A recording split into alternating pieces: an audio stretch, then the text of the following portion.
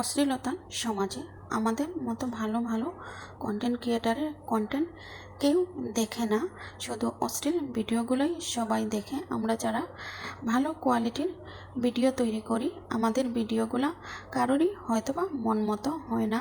তো আসসালামু আলাইকুম, ওয়েলকাম টু মাই ব্লগ। আপনারা সবাই কেমন আছেন? আল্লাহ তাআলার অসীম রহমতে আলহামদুলিল্লাহ আমি এবং আমার পরিবারের প্রত্যেকটা সদস্য আমরা আলহামদুলিল্লাহ ভালো আছি। তো যা বলতেছিলাম, এই যে অশ্লীলের যুগে মানে ভালো কন্টেন্টগুলা কেউই দেখে না, সবাই শুধু অশ্লীল কন্টেন্ট এগুলাতেই দেখে। আমাদের মতো ভালো ভালো যারা আমরা কন্টেন্ট তৈরি করি তাদের কন্টেন্ট কেউই দেখে না এবং দেখতে চায় না। যারাই দেখে অল্প কিছু মানুষ জন আমাদের কন্টেন্ট দেখে। জানি না আদৌ কবে আমরা অশ্লীলতা থেকে বেরিয়ে আসতে পারবো এবং আসবো।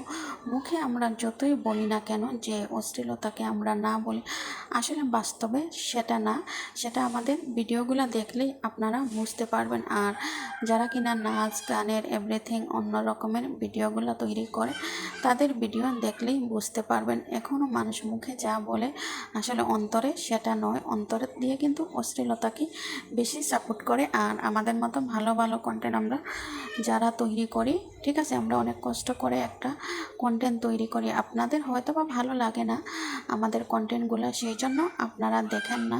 অশ্লীল যে কন্টেন্টগুলো সেগুলো আপনাদের কাছে ভালো লাগে এবং আপনাদের মন মতো হয়, সেই জন্যই আপনারা দেখেন।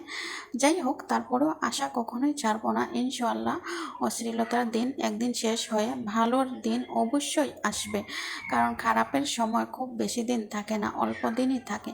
আর ভালোর জয় সারা জীবনই হয়ে যায়, সত্যের জয় সবসময় হয়। তো আমরা যারা ভালো কন্টেন্ট তৈরি করি, ইনশাআল্লাহ একদিন আমরাও সফল হব এবং আমরাও বিজয়ী হতে পারবো। মহান আল্লাহ তাআলা আমাদের সহায় থাকলে কেউ আমাদের কিছু করতে পারবেন না। যাই কথা বলতে বলতে আজকে এই তো চলে আসলাম স্কুলে, আরিয়ানের স্কুলে আরিয়ানকে নেওয়ার জন্য। তো এই যে প্রায় স্কুল ছুটি হয়ে গেছে, তো আরিয়ান এখনও আসতেছে না, আমরা দাঁড়িয়ে আছি আরিয়ানকে নেওয়ার জন্য। আরিয়ানকে নেওয়ার জন্য আমি এবং আয়ান আমরা চলে আসছি আরিয়ানের স্কুলে। হাঁটি হাঁটি পা পা করে সবাই আসতেছি, আরিয়ান তো আর আসতেছে না। আরিয়ান সবার একদম পিছনে দেখবেন হেলে দুলে দুলে হেলে তারপরে উনি আসেন, ওনার আগমন ঘটে। উনি এই যে ওই যে দেখা যাচ্ছে ওনাকে অনেক দূরে রয়েছেন, এখনো আমার হাতে এসে উনি পৌঁছান নাই। কখন উনি আসবেন আমার কাছে এবং কখন আমার হাতের কাছে এসে উনি পৌঁছাবেন একমাত্র উনিই বলতে পারেন। এই যে চলে আসছেন, আমার সামনে এসে প্রথমে আমাকে একটা সালাম দেবেন এবং হাসি মুখে আমার দিকে তাকিয়ে থাকবেন, আর কিছু বলবেন না। তো ফাইনালি আমরা আবার বাসার উদ্দেশ্যে রওনা হয়ে গেলাম, বাসায় চলে যাব। এই যে দেখতে পাচ্ছেন স্কুল ছুটি হলে প্রচুর ভিড় এবং প্রচুর স্টুডেন্ট বের হয়ে যায় স্কুল থেকে।